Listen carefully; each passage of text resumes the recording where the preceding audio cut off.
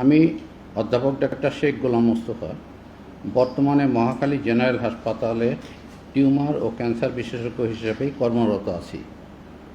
এর আগে বাংলাদেশ জাতীয় ক্যান্সার গবেষণা ইনস্টিটিউট ও হাসপাতালে 2013 সাল থেকে 2014 সালের জুলাই পর্যন্ত পরিচালক হিসেবে দায়িত্ব পালন করি।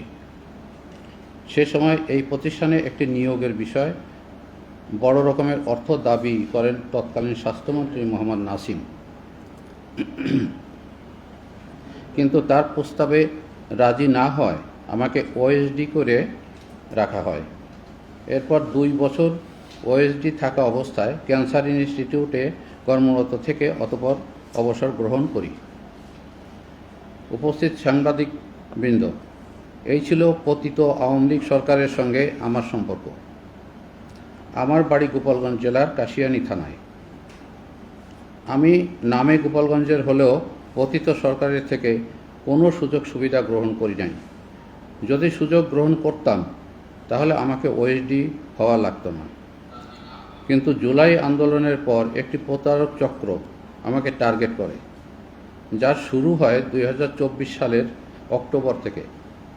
সে সময় বাংলাদেশ সরকারের একটি বিজ্ঞপ্তির পরিপ্রেক্ষিতে চুক্তিভিত্তিক এসেনশিয়াল ড্রাগের ব্যবস্থাপনা পরিচালক হিসেবে নিয়োগের জন্য আবেদন করি, যেখানে আমি আমার যাবতীয় কাগজপত্র, সার্টিফিকেট, অভিজ্ঞতার ডকুমেন্টস অনলাইন এবং সরাসরি স্বাস্থ্য মন্ত্রণালয়ের গ্রহণ শাখায় জমা দেই। এই দরখাস্ত জমা দেয় এবং এই দরখাস্তের কপি, রিসিপ্ট কপি আমার কাছে আছে। আপনারা যদি দেখতে চান দেখতে পাবেন। পরবর্তীতে সেখানে আমার চাকরির সুযোগ মেলেনি, কিন্তু একটি প্রতারক চক্র ওই কাগজপত্রগুলো অসাধু উপায়ে সংগ্রহ করে আমাকে প্রতারণার ফাঁদে ফেলে, যার মাধ্যমে আমি কয়েক লক্ষ টাকার আর্থিক ক্ষতির মুখে পড়ি, প্রাণনাশের হুমকি পাই এবং আমার সম্মানহানি হয়। 2025 সালের 10 মার্চ বিকেলে আরিফুল ইসলাম, ইমদাদ, এইচ সিদ্দিকী মুক্তার, সবুজ, নাসির চৌধুরী, রায়হান কাউসার, আবুল কালাম সহ বেশ কয়েকজন আমার চেম্বারে আসেন। এ সময় তারা আমাকে অন্তর্বর্তী সরকারকে সহযোগিতা করার অনুরোধ করেন। তারা আমাকে বলেন, আপনি ইতিপূর্বে যেহেতু ওএসডি ছিলেন, তাই আপনাকে আমরা চাই ভালো কাজের সুযোগ নিয়ে দিতে।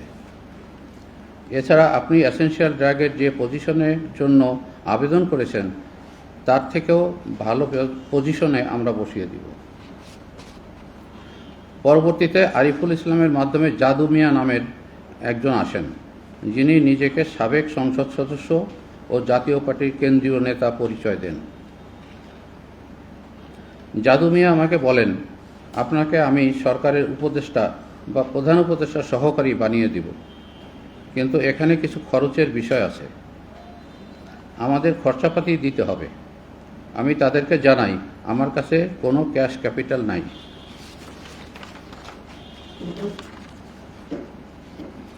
ওই সময় তারা আমাকে বলেন, ক্যাশ না থাকলে আমি যেন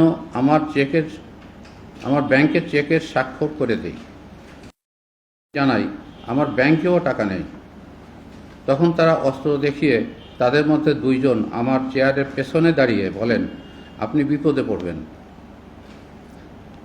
এখানে মব সৃষ্টি হবে, আপনার বাড়ি কিন্তু গোপালগঞ্জ, সমন্বয়কদের দিয়ে আপনাকে গণপিটুনি দেওয়া হবে।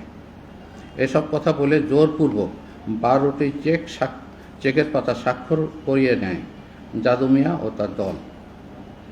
এ সময় ভয়ে ভীত এবং সন্ত্রস্ত হয়ে পড়ি আমি। ফলে চেকগুলোতে তারা তাদের মতো করে টাকার অঙ্ক বসিয়ে নেয়। চেকগুলোর স্বাক্ষরেও একটির সঙ্গে অন্যটির তেমন মিল নেই। এছাড়া কোনো কোনো চেকে টাকার পরিমাণ কথা এবং অঙ্কে মিল নেই। একটা ফেরত চেক পেয়েছি আমি জাদু মিয়ার কাছ থেকে, ওটা আমার কাছে আছে, আপনারা দেখতে পারেন। এসব ঘটনার 1 সপ্তাহ পর জাদু মিয়া ও তার দল আবারও আমার কাছে এসে মবের ভয় দেখায়, বলে আপনি এসব কথা কাউকে বলবেন না। বললে আপনি নিজেই বিপদে পড়বেন। আমি যেন পুলিশের কাছে না যাই, কারণ থানা পুলিশ সবই তাদের। তাই তাদের কথা না মানলে আমাকে সমন্বয়ক দিয়ে মবের মধ্যে ফেলে দিবে। শেষে তারা বলে, আমাদেরকে কিছু খরচের টাকা দিলে আপনার চেক ফেরত দিব। তখন তারা 15 লাখ টাকা দাবি করে। আমি এত টাকার ব্যবস্থা করতে পারবো না বললে তখন আমাকে প্রাণনাশের হুমকি দেয়। শেষে আমি আতঙ্কে আত্মীয় স্বজনদের থেকে ধার নিয়ে জাদু মিয়া এবং তার গ্রুপটিকে বিভিন্ন সময়ে 15 লাখ টাকার বেশি প্রদান করি। পরে জাদু মিয়া আমাকে একটি চেক ফেরত দেয়। এই 15 লাখ টাকা দেওয়ার পর একটা চেক ফেরত দেয়। সেই চেকটা আমার কাছে আছে, আপনারা দেখতে পারেন। পরবর্তীতে দেশের একটি বেসরকারি টেলিভিশন আমার এই ঘটনা নিয়ে একটি প্রতিবেদন তৈরি করে।